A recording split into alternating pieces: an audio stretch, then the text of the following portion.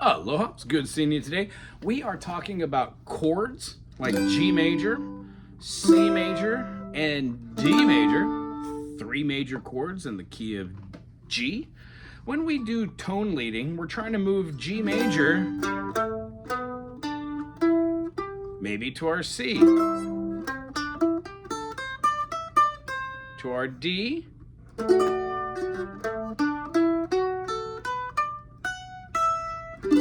back to our G. The idea is we don't want to be too busy, but we want to get used to playing a bunch of different licks. So G, maybe start ascending with the full scale. G, G, A, B, C, D, E, F, sharp, G, C, C, D, E, F, G, A, B, and C.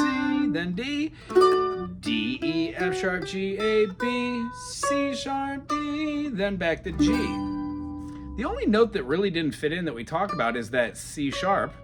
So maybe we turn our D into a D7 in theory, even though the chords playing behind it aren't incorporating the C, that dominant note. The idea is maybe we would just be able to go and put our finger up top and play that D major and then use our melody for that dominant tone. Awesome. What we can try is a G,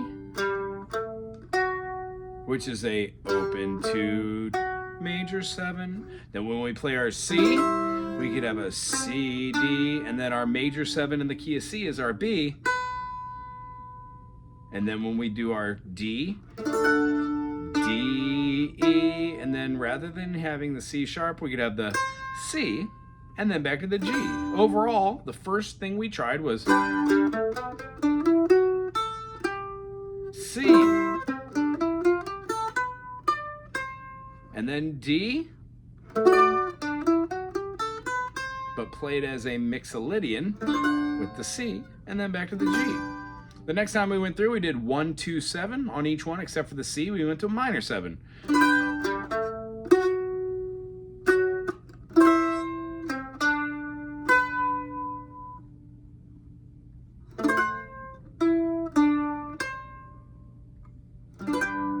When we practice them over and over again,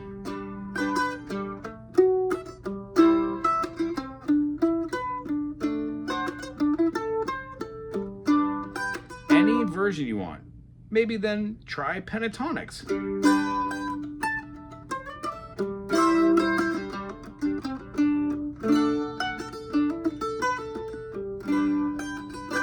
Maybe dyads next time.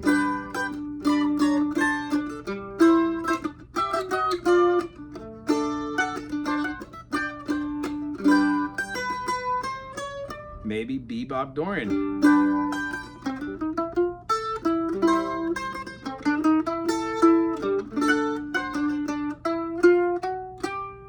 Walking through notes shouldn't be scary. If we have a good idea what the 7 notes are in a diatonic scale, then we could go generally in between the 2 and 3, playing a flat 3 into the 3. Always works great. And then we could use the different relative majors and minors of the chord. So if the rhythm player is playing G, C, D, back to G, they might turn it into like an E minor to an A minor, and then the D would be B minor. But that D dominant 7 wouldn't really rely on having those notes. So maybe we could have a altered note. Feels interesting. B minor, maybe put a C in there. Feel how that becomes more of a diminished chord than it does about like a 5 chord or a 5 dominant. It actually takes on the tone of having more of like an F sharp diminished rather than having a B minor that just incorporates a C. Na, na. Notice how that movement right there, that becomes a great melody. So by stumbling through wrong notes, you find great chords and great notes. These are called leading or lending tones, unto which we make each note tonicified to the next note. What do I mean? You can play something like a G major, a C major, and a D. While you're in the key of G, you can play all the other notes that are in every other chord derived by G. So if the rhythm is G to C to the D, back to that G.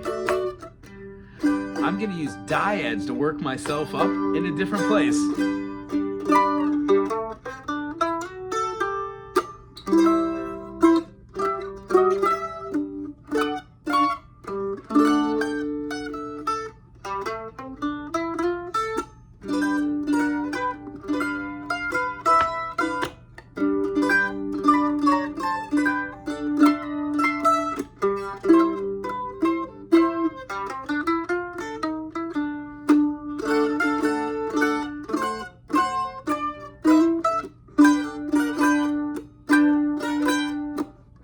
Minor.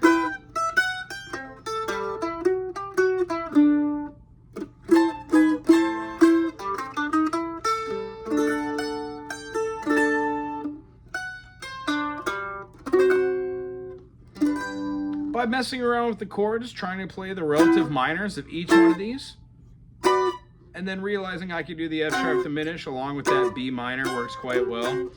It allows me to see these chords as having not just 7 notes, not just having triads based off the notes, not just having major or minor, but then the special nature is, do I have to play all the notes in the scale or even all the notes in the pentatonic?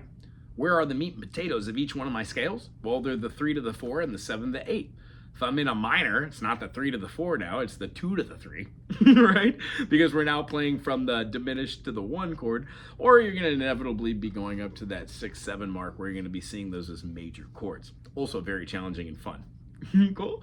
So the idea behind this is go slow, pick a key signature, write it out, look at the circle fifths, know what your triads are, see what your sus chords are right next to it for a little bit of resolution, stuff like a G major.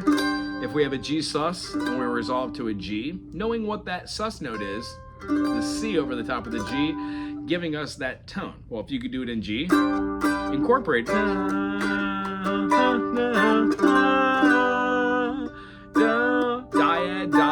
dyad, but it's a suspension, and then right down into your resolution.